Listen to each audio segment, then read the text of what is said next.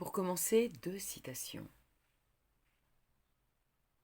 Tout tableau, et surtout tout portrait, se situe au confluent d'un rêve et d'une réalité.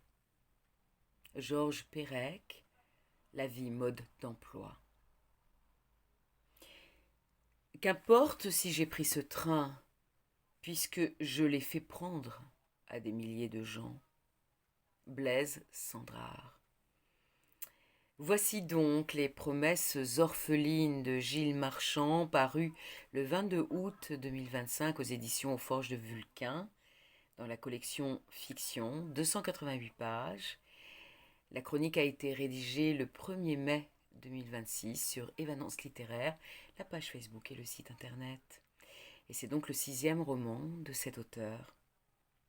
Je vais débuter cette chronique d'une façon un peu plus originale par les toutes dernières lignes de ce très beau roman écrite par l'auteur dans ses remerciements. Et je laisse les derniers mots à Jean Bertin qui écrivit un jour ceci: si je venais à disparaître avant que l'affaire de l'aérotrain soit réglée de façon satisfaisante, je veux dire ceci: la vie est merveilleuse, et quoi qu'en disent certains, elle comporte plus d'espoir que de crainte.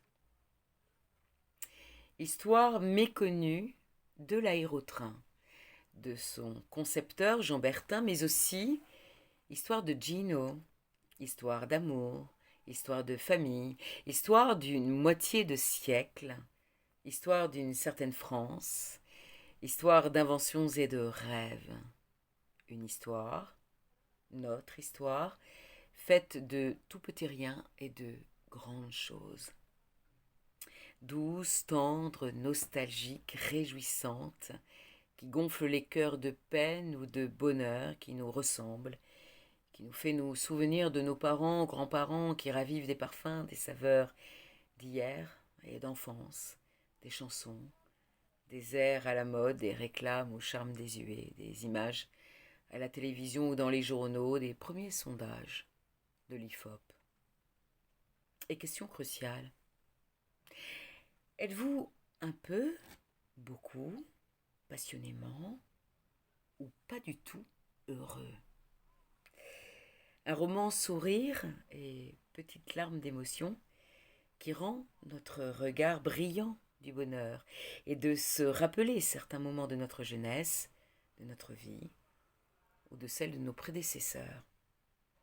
L'auteur a la belle imagination, utilise avec art et des formules répétitives qui sonnent joliment comme dans une de nos comptines bien-aimées. On l'adore, Gino, au cœur pur et à la tête dans les étoiles, mais aussi tous ceux qui vont croiser son chemin. Il se passionne pour toutes les avancées technologiques et surtout pour le fameux aérotrain. Il en aura fantasmé de ce nouveau moyen de transport révolutionnaire.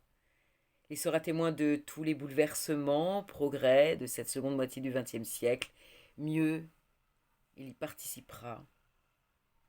Quel beau personnage. Quelle belle idée de livre. Que de tendresse et de générosité. J'ai tellement aimé cette parenthèse enchantée. Gratitude à l'auteur.